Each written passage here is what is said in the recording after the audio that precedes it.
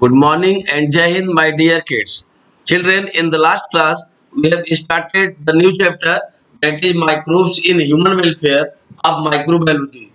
It is very important chapter, and after finishing the human health and disease, we are just elaborating the microbes in human welfare. Human health and disease में बच्चों हम लोगों ने microbe से होने वाले नुकसानों को देखा। कितने डिजीजेज हैं जो वायरसेस, बैक्टीरिया, प्रोटोजोआ, फंजाई और वर्म से होने वाले हैं, जबकि इस पर्टिकुलर चैप्टर में हम लोग माइक्रोब से होने वाले फायदों को देखेंगे। Which are the economic importance, which are the beneficial aspects of microbes, and we see the microbes in household products, microbes in industrial products, microbes in sewage treatment, microbes in production of biogas, microbes as biocontrol agents, and microbes as biofertilizers. So these are the headings. Microbes को कहाँ पर हमें देखना है कि microbes से हमें कहाँ पर फायदे मिलते हैं। अगर आपको ध्यान हो तो कल की क्लास में हम लोगों ने microbes, house hold products, industrial product और वो देखा था, और जबकि सीवेज ट्रीटमेंट हम लोगों ने स्टार्ट किया था। आज की क्लास में बच्चों हम लोग माइक्रोब्स इन सीवेज ट्रीटमेंट में सीवेज ट्रीटमेंट प्लांट की पूरी फंक्शनिंग देखेंगे, एंड देन हम लोग देखेंगे कि बायोगैस का प्रोडक्शन किस तरीके से होता है, माइक्रोब्स कैसे बायो कंट्रोल एजेंट्स के रूप में काम करते हैं, और माइक्रोब्स को बायो फर्टिलाइजर्स के रूप में भी कैसे यूज किया जाता है। So my dear kids, in the last class we have discussed about Propionibacterium shermani producing the Swiss cheese, and then we have discussed the Aspergillus niger, citric acid, lactobacillus lactic acid, and here Saccharomyces cerevisiae producing ethanol through the anaerobic respiration. Basically it is yeast, the unicellular fungi in which anaerobic respiration takes place, and through the incomplete breakdown of glucose molecule ethanol is being produced. Ethanol, that is ethyl alcohol. You know, the ethanol is the chief ingredients of alcoholic beverages such as beer, whiskey, brandy, and rum. So in the last class we have seen that the Aspergillus niger, citric acid, Astrobacter aceti, acetic acid, vinegar या सिरका की बातें हम लोगों ने किया था, clostridium butylicum butyric acid और लैक्टोबैसिलस लैक्टिक एसिड प्रोड्यूस करते हैं। तो ये डिफरेंट बैक्टीरियम और उनके द्वारा प्रोड्यूस होने वाले ऑर्गेनिक एसिड्स। और हम लोगों ने कल बच्चों योगर्ट की बात भी किया था, दैट इज लैक्टोबैसिलस लैक्टिस, दूध को दही में बदल देता है, and that is lab bacteria, lactic acid bacteria, and enhancing the nutritional quality of milk by increasing vitamin B12। ये हम लोगों ने देखा। फिर अल्कोहलिक बेवरेजेस की बात भी हम लोगों ने किया था बच्चों। ईस्ट इसमें मेनली यूज होते हैं जिनके थ्रू माल्टेड लिकर्स, वाइन्स और स्पिरिट्स बनाए जाते हैं। कल हम लोगों ने डिस्टिलेटेड और अनडिस्टिलेटेड अल्कोहलिक बेवरेजेस की बातें भी किया था कि डिस्टिलेटेड और अनडिस्टिलेटेड बेवरेजेस कौन कैसे होते हैं। जो डिस्टिलेटेड बेवरेजेस हैं उनमें कोई न्यूट्रिशनल कंपाउंड नहीं होता है, रिलेटिवली वो हार्श भी होते हैं, और जबकि अनडिस्टिल्ड जो बेवरेजेस रहेंगे वो हेल्थ फ्रेंडली रहेंगे और containing high amount of nutritional constitute. क्योंकि कल हम लोगों ने देखा था कि ग्रेन्स का फर्मेंटेशन करके अल्कोहलिक बेवरेजेस बनाए जाते हैं, एज वेल एज ग्रेप्स के साथ। तो ग्रेप्स हम लोग जानते हैं ईस्ट का फेवरेट प्लेस है। ग्रेप साइंटिफिक नेम व्हाइटिस, और व्हाइटिस की स्पीशीज में जो है सबसे अधिक यूज किया जाता है अल्कोहलिक बेवरेजेस बनाने के लिए। तो कल बच्चों हम लोगों ने मेडिसिनल सेक्टर में भी देखा था माइक्रोब्स का role, like first antibiotic penicillin manufactured by Alexander Fleming by using the fungus Penicillium notatum. Penicillium notatum को यूज करके पेनिसिलिन बनाया गया, पहला एंटीबायोटिक बनाया गया अलेक्जेंडर फ्लेमिंग के द्वारा। आपको पता भी है कि वर्ल्ड वार में Second World War was held from 1939 to 1945, 1939 से 1945 तक। तो सेकेंड वर्ल्ड वार के दौरान अमेरिकन सोल्जर्स को बचाने में बहुत ज्यादा काम आया ये पेनिसिलिन। इसीलिए अलेक्जेंडर फ्लेमिंग और उनके सहयोगी फ्लोरी को 1945 में नोबेल प्राइज से सम्मानित किया गया। In the last class, I have also told you that the second antibiotic streptomycin was also made by the microbe Streptococcus. So these are the medicinal use. We have seen the streptokinase, the clot buster. Streptokinase जो clot buster होता है, इसको Streptococcus cocci से बनाया जाता है बच्चों। ये क्लॉट बस्टर्स के रूप में यूज होता है। ये देखिए किस तरीके से ये ब्लड के क्लॉट्स जब जम जाते हैं ब्लड वेसल्स में, तो उनको ये तोड़ने का काम करता है, क्लॉट बस्टर्स का काम करता है। और फिर हम लोगों ने देखा था statin that is produced by Monascus purpureus, a variety of east. यह भी देखिए ईस्ट की एक वैरायटी है बच्चों। इससे स्टैटिन तैयार किया जाता है जो कि ब्लड कोलेस्ट्रॉल लोअरिंग एजेंट के रूप में यूज किया जाता है। Statin which is used as blood cholesterol lowering agent. तो ये देख रहे हैं आप, मोनास्कस परप्यूरियस से ब्लड कोलेस्ट्रॉल लोअरिंग एजेंट बनाया जाता है बच्चों। और कल हम लोगों ने यहाँ तक चर्चा कर लिया था कल के क्लास में। और ये वेस्ट वाटर ट्रीटमेंट प्लांट को हम लोग देख रहे थे कि किस तरीके से इसमें primary sedimentation tank, aeration tank, secondary treatment जहां पर बैक्टीरिया और फंजाई को मिलाया जाता है, और फाइनली फिर क्लोरिनेशन करते हैं। मैंने कल बोला भी था कि अगले क्लास में हम लोग इसकी फंक्शनिंग को डिटेल में स्टडी करेंगे। So my dear kids, now see here the sewage treatment. Sewage treatment is carried out in 2 steps. वैसे तो 3 स्टेप्स होते हैं, प्राइमरी, सेकेंडरी और टर्शियरी, लेकिन टर्शियरी एक अलग ही स्टेप होता है, इसलिए उसको यहाँ पर शामिल नहीं किया गया है। आप देखेंगे एनसीईआरटी में भी केवल 2 ही स्टेप दिया हुआ है, प्राइमरी और सेकेंडरी। इसके बाद मैं टर्शियरी स्टेप के बारे में भी आपको बताऊंगा बच्चों। तो sewage treatment is carried out in 2 stages you are seeing. This treatment steps basically involve physical removal of large and small particles.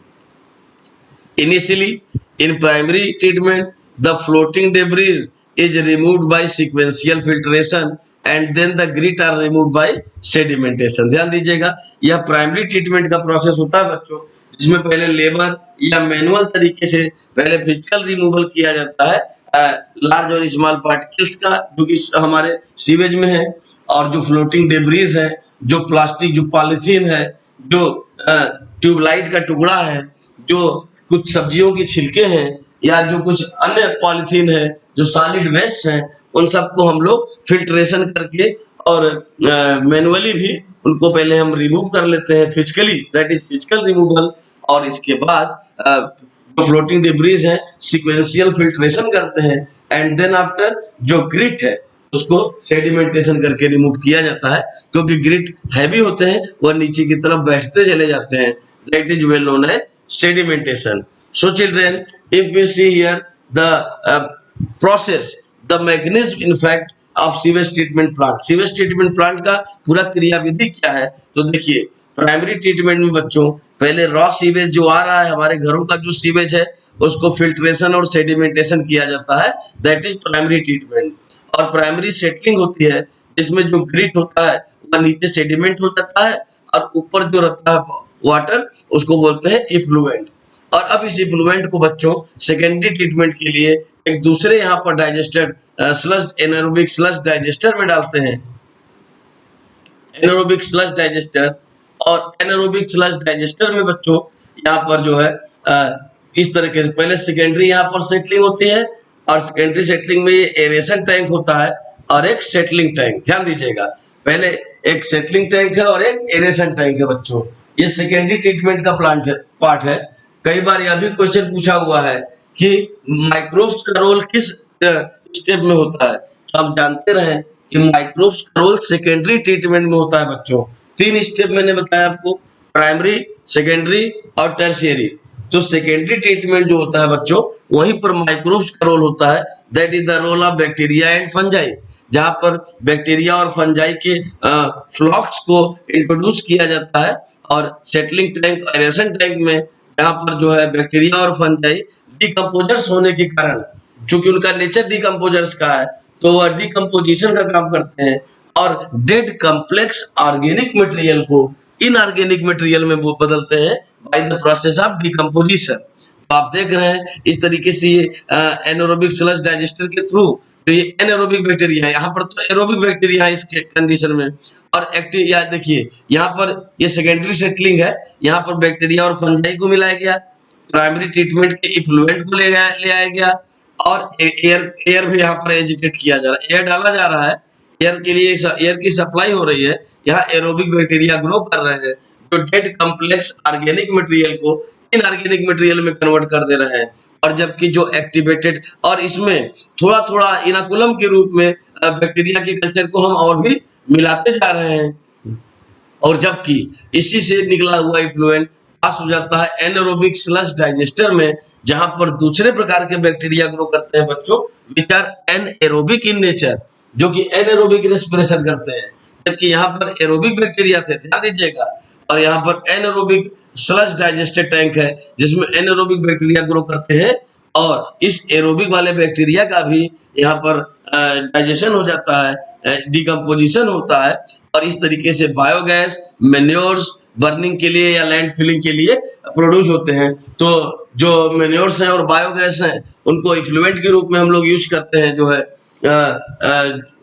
ईंधन के रूप में उसको यूज करते हैं हम लोग। और जबकि बायोगैस को अल्टरनेटिव सोर्सेज ऑफ एनर्जी के रूप में यूज करते हैं, फ्यूल्स के रूप में यूज करते हैं। और जबकि जो एनारोबिक स्लज डाइजेस्टर से निकला हुआ स्लज है उसको लैंड फिलिंग के लिए भी लो लाइन एरिया में यूज किया जाता है बच्चों। और सेकेंडरी सेटलिंग से निकले हुए लिक्विड को अब सीधे रिवर या लेक या किसी पर्टिकुलर वाटर बॉडीज में मिला दिया जाता है। तो these are the functioning of sewage treatment plant. यह सीवेज ट्रीटमेंट प्लांट की फंक्शनिंग देख रहे हैं बच्चों आप, कि किस तरीके से प्राइमरी और सेकेंडरी ट्रीटमेंट हुआ। प्राइमरी ट्रीटमेंट जिसमें कि मैनुअल पार्टिसिपेशन था, फिजिकल रिमूवल था सॉलिड पार्टिकल्स का और ग्रिट का। इसमें दो स्टेप किए हम लोग, फिल्टरेशन किए और सेडिमेंटेशन किए। फिल्टरेशन करके हम लोग फ्लोटिंग डेब्रिस को अलग कर लिए, और फिर सेडिमेंटेशन करके हम लोग ग्रिट को नीचे सेटल कर लिए, और फिर इफ्लुएंट को पास किया सेकेंडरी ट्रीटमेंट के लिए एरेशन टैंक में। और एरेशन टैंक में सेकेंडरी सेटलिंग होता है, एरोबिक बैक्टीरिया और फंजाई ग्रो कर रहे होते हैं। सेकेंडरी ट्रीटमेंट के दौरान एरोबिक बैक्टीरिया और fungi dead organic complex material को इनऑर्गेनिक मटेरियल में कन्वर्ट कर देते हैं by the process of decomposition, और एक्टिवेटेड स्लज को फिर से पास कर दिया जाता है एनारोबिक स्लज डाइजेस्टर टैंक में, जहां पर एनारोबिक बैक्टीरिया ग्रो कर रहे होते हैं, और वह डाइजेशन कर देते हैं, जिसके फलस्वरूप बायोगैस, मेन्योर्स प्रोड्यूस होते हैं। और जबकि सेकेंडरी सेटलिंग से जो वाटर है, लिक्विड जो है, उसको डायरेक्ट वाटर बॉडीज में, रिवर या लेक में मिला दिया जाता है। So children, these are the functioning, these are the process of sewage treatment plant. And nowadays you know the importance of sewage treatment plant has been increased, क्योंकि अब हम लोग तेजी से डेवलपमेंट की तरफ चल रहे हैं, मेट्रोपॉलिटन सिटीज बन रहे हैं, स्मार्ट सिटीज बन रहे हैं। तो हमारे घरों का सीवेज जो है वह ट्रीटमेंट होना जरूरी है before mixing with the water bodies, ताकि वो वाटर बॉडीज में मिलने से पहले ट्रीटमेंट हो सके और उसमें जो पॉल्यूटेंट्स हैं उनको हम लोग एलिमिनेट कर सके। So this one is the microbes in sewage treatment plant, children. Now see the another importance of microbes, which is microbes in biogas production. Children, you know that biogas is basically alternative sources of energy. यह एक alternative source of energy के रूप में use किया जाता है to save coal and petroleum, because you know the energy resources are of two types, renewable and non-renewable. And you know coal and petroleum are non-renewable resources which we cannot recycle by any physical, chemical or biological means. So to conserve the coal and petroleum we have to use certain another aspects of fuel. तो उसमें alternative sources of energy में एक best source है, that is biogas. Microbes in biogas production, यहाँ पर दो question और भी पूछा जाता है बोर्ड के एग्जाम में, कि बायोगैस प्रोडक्शन सिटी एरिया में उतना आसान क्यों नहीं है, और दूसरी चीज कि कौन कौन से ऑर्गेनाइजेशन जो है इससे जुड़े हुए हैं। So children see here carefully, microbes in biogas production. आप आर्की बैक्टीरिया पढ़े थे तो आपको पता ही है कि methane is the predominant gas present in the biogas mixture, that is CH4. Certain bacteria grow under anaerobic condition and produce a large amount of methane along with carbon dioxide and hydrogen. The bacteria which produce the gaseous mixtures are collectively known as methanogens. ध्यान दीजिएगा, जब हम लोग Archie bacteria पढ़ रहे थे बच्चों, तो आर्की बैक्टीरिया का एग्जाम्पल पढ़ा था हम लोगों ने मिथेनोजेंस और मिथेनोकोकस। तो मिथेनोजेंस और मिथेनोकोकस are the examples of archaebacteria in fact which are living in the gut of ruminant animal, जो जुगाली करने वाले जानवर होते हैं, काउस, बफेलोस, इनके गट में, इंटेस्टाइन के अंदर ये आर्की बैक्टीरिया रहता है। और best examples are methanogens and methanococcus. Methanogens यहाँ लिखा भी हुआ है, देख रहे हैं आप, methanogens. So my dear kids, methane CH4 is basically the predominant gas present in the biogas mixture, and certain bacteria grow under anaerobic condition and produce a large amount of methane along with carbon dioxide and hydrogen. The bacteria which produce the gaseous mixture are collectively known as methanogens. और इस gaseous mixture को produce करने वाले bacteria का methane को generate करने के कारण ही इसका नाम ही रख दिया गया है मिथेनोजेंस। एक और एग्जांपल आर्की बैक्टीरिया का है मिथेनोकोकस। बच्चों यह देखिए, this one is the biogas plant, very easy, in fact it's functioning. यहाँ पर देख रहे हैं आप, this one is inlet, this one is outlet, this one is digester tank. यह एक डाइजेस्टर टैंक है बच्चों, जहां पर डंग और वाटर के मिक्सचर को डाला जाता है। डंग जो काऊ डंग है और वाटर है, इसके मिक्सचर को सबसे पहले डाइजेस्टर टैंक में डाला जाता है। और डाइजेस्टर टैंक में यहाँ ऊपर देखिए ये पिस्टन लगा हुआ है, जिससे प्रेशर क्रिएट किया जाता है। हाई प्रेशर में यहाँ पर बैक्टीरिया और फंजाई का एक्शन होता है। Methane gas, specially methane gas, CO2 ये प्रोड्यूस होते हैं। बायोगैस की कॉम्बिनेशन है जिसमें मेनली मीथेन होता है, यह प्रोड्यूस होते हैं। और ऊपर देखिए गैस होल्डर लगा हुआ है, जिसके थ्रू इस गैस की सप्लाई नियर बाय हाउसेस में की जाती है। This one is the functioning of biogas plant. और बच्चों यह गांव में ही ज्यादा अच्छा क्यों है, ज्यादा चांसेस गांव में इसको बनाने की क्यों है? क्योंकि रूरल एरियाज में कैटल्स होते हैं, हम आसानी से काउडंग वगैरह को प्राप्त कर सकते हैं, जिससे आसानी से ये बायोगैस का प्रोडक्शन हो सकता है। सिटी एरियाज में हमें जगह की कमी के कारण और काउडंग की अनअवेलेबिलिटी के कारण हम हर जगह यह चीज बायोगैस प्लांट बना नहीं सकते हैं। सो biogas basically the alternative sources of energy, and we are studying here the role of microbes। हम लोग माइक्रोब्स के बेनिफिशियल एस्पेक्ट्स को देख रहे हैं बच्चों। तो यहाँ पे माइक्रोब्स का बेनिफिशियल एस्पेक्ट्स है कि माइक्रोब्स के थ्रू, बायोगैस प्लांट्स के थ्रू बायोगैस प्रोड्यूस कर सकते हैं, which is the alternative source of energy. जो संस्थान इसमें जुड़े हुए हैं बच्चों भारत सरकार की तरफ से बायोगैस प्लांट्स को मैनेज करने के लिए रूरल एरियाज में, वह कुल 2 हैं। Number 1 is IARI, Indian Agricultural Research institute, new Delhi. तो नंबर 1 पर तो ये हो गया, दिल्ली में IARI है, इंडियन एग्रीकल्चरल रिसर्च इंस्टीट्यूट। और दूसरा KVIC, Khadi and Village Industries Commission, Khadi and Village Industries Commission and IARI, Indian Agricultural Research Institute are just involve in the maintenance of biogas plant throughout the country। हमारे country में biogas plant के maintenance के लिए, इसके रख रखाव और इसकी जानकारियां, इसके तमाम मेंटेनेंस के लिए जो है 2 ऑर्गेनाइजेशन जुड़े हुए हैं।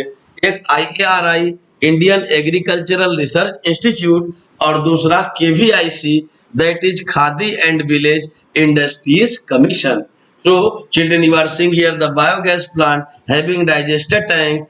वन डाइजेस्टर टैंक 10 से 15 फीट गड्ढा होता है, 10 से 15 फीट का एक गड्ढा होता है, 15 से 20 फीट तक का भी हो सकता है, दैट इज डाइजेस्टर टैंक। और इनलेट के थ्रू डंग और वाटर हम इसके अंदर डालते हैं, ऊपर पिस्टन लगा हुआ है जिससे हम और प्रेशराइज करते हैं, प्रेशर क्रिएट करते हैं। यहाँ पर बैक्टीरिया का एक्शन होता है, आर्की बैक्टीरिया का, मिथेनोजेंस का, मिथेनोकोकस का एक्शन होता है, जिससे मीथेन गैस प्रोड्यूस हो रहा होता है। और जब ये यूज्ड स्लज हो जाएगा तो इसको स्लरी बोलते हैं। इसको हम आउटलेट से बाहर निकाल लेंगे और आसपास के खेतों में डाल देंगे, जहां पर यह मेन्योर का काम करेगा। अभी भी यहाँ से इससे निकलने के बाद, बायोगैस प्लांट के डाइजेस्टिव टैंक से निकलने के बाद जो यहाँ पर स्लरी हम खेतों में डाल देंगे, वह खेतों में ऑर्गेनिक मेन्योर का काम करेगा बच्चों। So this one is the another benefit of biogas plant. So my dear kids, in this way we have discussed microbes as household products, microbes in medicinal sector, in industrial sector, and microbes in sewage treatment plant, microbes in biogas plant, and now see the microbes as biocontrol agents। तो जरा सोचिए बच्चों कि जो organism हमें आंखों से दिखाई भी नहीं देते हैं, जिनको हम नेकेड आई से देख भी नहीं सकते, उनकी कितने ज्यादा इंपॉर्टेंस हम लोग देख रहे हैं मैनकाइंड के लिए। और पिछले चैप्टर में ह्यूमन हेल्थ एंड डिजीज में उससे होने वाले कितने नुकसानों की भी चर्चा हम लोगों ने किया कि कितने नुकसान भी होते हैं माइक्रोब से। तो microbiology basically the branch of science which deals about microbes is well known as microbiology. आगे हायर स्टडीज में बच्चों माइक्रोबायोलॉजी आप पढ़ेंगे, उसका एक अलग ही स्कोप है, बहुत ही ज्यादा स्कोप है, क्योंकि इसके इकोनॉमिक इंपॉर्टेंस बहुत ज्यादा है। आपने बेनिफिशियल एस्पेक्ट्स भी बहुत से देखे और हार्मफुल एस्पेक्ट्स भी आपने पिछले चैप्टर में देख चुका है। So now come to discuss microbes as biocontrol agents। Biocontrol agent का मतलब कि जो हमारे क्रॉप को, हमारे फसलों को डिस्ट्रॉय करने वाले जो पेस्ट हैं उनको कंट्रोल करने वाले एजेंट। क्योंकि पेस्ट को कंट्रोल करते हैं और यह बायोलॉजिकल ऑर्गेनिज्म है, इसलिए इनका नाम रखा गया biocontrol agents. So see here children, it is the practice or process by which an undesirable organism is controlled by means of another organism। ध्यान दीजिए, चूंकि ये माइक्रो ऑर्गेनिज्म भी ऑर्गेनिज्म है और जो पेस्ट हमारे फसल को नुकसान पहुंचा रहे हैं वह भी ऑर्गेनिज्म है। तो जो अनडिजायरेबल ऑर्गेनिज्म है उनको कंट्रोल किया जाता है by means of another organism which are micro organisms, and since they are controlling the pest that's why they are said to be as biological control or biocontrol agents। Now see here, the organisms that suppress the growth are of pest or pathogen। देखिए, वह organism जो किसी paste या किसी pathogen, जो रोग फैलाने वाले या फसलों के नुकसान करने वाले जो पेस्ट है उनको कंट्रोल करता है, उसको कहा जाता है bio control agents. And micro organisms can act as bio control agents due to large diversity of target species and variety of mode of action. क्योंकि इनके टारगेट स्पीसीज अलग अलग होते हैं बच्चों और इनका मोड ऑफ एक्शन भी अलग अलग होता है। That's why large diversity of biocontrol agents have been recognized। So here you are seeing microbes as biocontrol agents। देखिए, biocontrol is defined as controlling plant disease and pest using biological method। Elia एक chemical है, like insecticides and pesticides were used for biocontrol। अब देखिए, इसके हम लोग bio control को नहीं यूज करके केमिकल्स भी यूज कर सकते हैं, लेकिन केमिकल से क्या डिसएडवांटेज है? Chemicals are toxic and harmful to human being and animals. Chemicals हमारे लिए भी नुकसान हो सकते हैं। And you know the process of biomagnification और बायो एक्यूमुलेशन, बायोमैग्निफिकेशन या बायो एक्यूमुलेशन के थ्रू बच्चों या केमिकल्स हमारे शरीर में पहुंच जाते हैं और तमाम तरीके के रोग फैलाते हैं। अब देखिए, यहाँ पे लिखा हुआ है कि ये ऑर्गेनिज्म सप्रेस करते हैं ग्रोथ ऑफ पेस्ट या पैथोजन, या पेस्ट और पैथोजन की ग्रोथ को सप्रेस करते हैं। क्योंकि अगर बायो कंट्रोल है तो ठीक है, लेकिन अगर हम केमिकल पेस्टिसाइड यूज कर रहे हैं तो पेस्ट के और पैथोजेंस की ग्रोथ को तो कंट्रोल कर ही रहे हैं, but these chemicals are being accumulated in plants and through successive trophic level of food chain these chemicals reach to animals also, human being also। और यही केमिकल्स हमारे अंदर तक पहुंच जाते हैं और हमारे अंदर सीवियर डिसऑर्डर काज करते हैं बच्चों। So such magnification of chemicals through the biological chain is well known as biomagnification. So children, what is the use of microbes as biocontrol agent? See here, many microbes are used as biocontrol agents for the control of many diseases, particularly soil borne diseases। ज्यादातर soil borne diseases को use करने के लिए many fungi and bacteria are used as biocontrol agent। बहुत से fungi और bacteria को biocontrol agent के रूप में यूज किया जाता है। To state among them Trichoderma, Gliocladium, Ampelomyces are few fungal bioagent, and agrobacterium, radiobacter, bacillus subtilis and pseudomonas fluorescens are few important bacteria which are acting as biocontrol agent। तो आप देख रहे हैं बच्चों, फंजाई की अगर बात करें तो ट्राइकोडर्मा, ग्लायोक्लेडियम और एम्पिलोमाइसिस ये फंजाई हैं जो बायोकंट्रोल एजेंट के रूप में काम करते हैं, और जबकि बैक्टीरिया, एग्रोबैक्टीरियम, रेडियोबैक्टर, इसी जीनस की एक वैरायटी एग्रोबैक्टीरियम ट्यूमिफेसियंस आप बायोटेक्नोलॉजी में पढ़ेंगे बच्चों, उसका टीआई प्लाज्मिड बनाया जाता है, ट्यूमर इंड्यूसिंग प्लाज्मिड बनाया जाता है। तो एग्रोबैक्टीरियम, रेडियोबैक्टर, बैसिलस सबटिलिस और Pseudomonas fluorescence are the important bacterial biocontrol agents। So in this way children, we have seen the biocontrol microbes as biocontrol agents also, that microbes just suppress the pest, just suppress the pathogens which are destroying our crops। So see here the target pests, इनको इसलिए इतना importance दिया गया है क्योंकि इनके paste भी targeted होते हैं। जैसे देखिए बैसिलस थुरिंजिएंसिस, बहुत ज्यादा इसके बारे में आपको पढ़ना है बच्चों। बैसिलस थुरिंजिएंसिस, इससे बीटी कॉटन बनाया जाता है। एफिड्स के लिए, लोकस्ट के लिए और मॉस के लिए यह बायो कंट्रोल एजेंट का काम करता है। Which are Lepidoptera, Diptera and Coleoptera, which are beetles, flies and moths and butterflies also, that is Lepidoptera. And fungi, Verticillium lecanii, देख रहे हैं आप। मेथर और ज्यादा एग्जांपल मैंने यहाँ लिया है। मेथर्जियम, एनिसोपिली, मेथर्जियम फ्लेविब्रिडी एंड ब्यूरिया बेसियाना, ये सब जो फंजाई हैं, ये सब एफिड्स के लिए, व्हाइट फ्लाइज के लिए और स्पिटल बग्स के लिए, लोकस्ट के लिए, ग्रास हॉपर जो टिड्डा खतरनाक, आप देख रहे हैं इस समय पूरे देश में टिड्डों से होने वाली परेशानियों को आप देख रहे हैं जो है। तो इस तरीके से ये तमाम बायो कंट्रोल एजेंट्स जो इन इंसेक्ट्स को या इन पेस्ट को सप्रेस करते हैं। वायरस एक देख रहे हैं आप, न्यूक्लियर, पॉलीहेड्रो या बहुत से वायरसेस को कंट्रोल कर रहा होता है। तो these are the examples of bio control agent children. Now see the another aspect of microbes, which is microbes as biofertilizer. अब देखिए माइक्रोब्स बायो फर्टिलाइजर्स के रूप में हम लोग पढ़ने जा रहे हैं, यानी माइक्रोब्स जो कि सॉइल की फर्टिलिटी को बढ़ा रहे होते हैं। बच्चों आपने ब्लू ग्रीन एल्गी के बारे में पढ़ा हुआ है, साइनोबैक्टीरिया, नॉस्टॉक, एनाबेना, ऑसिलेटोरिया, यह जो है सॉइल की फर्टिलिटी को बढ़ा रहे होते हैं बच्चों। तो माइक्रोब्स जो कि फर्टिलिटी को बढ़ाए, जाहिर सी बात है उनको क्या कहा जाएगा, bio fertilisers.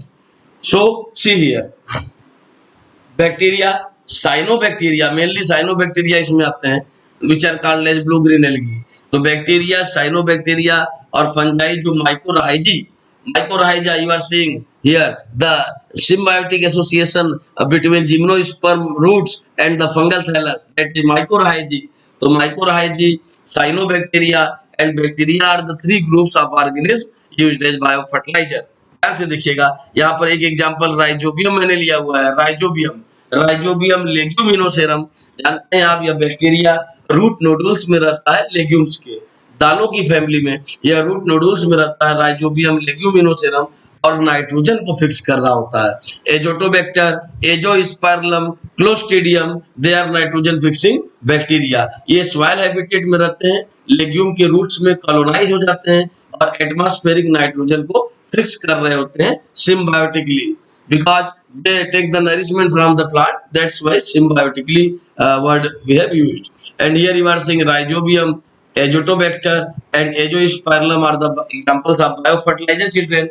And beside it nitrosomonas, nitrococcus, also a nitrifying bacteria converting ammonia into nitrate and nitrite, and then pseudomonas, basically pseudomonas and micrococcus are the denitrifying bacteria which again converts the nitrate and nitrite into atmospheric nitrogen. So these microbes are associated with nitrogen cycle also, and in enhancing the fertility of soil children. In this way we have finished the role of microbes. In the next class we shall start the next topic, but please prepare the human health and disease and role of microbes children. Now thank you very much.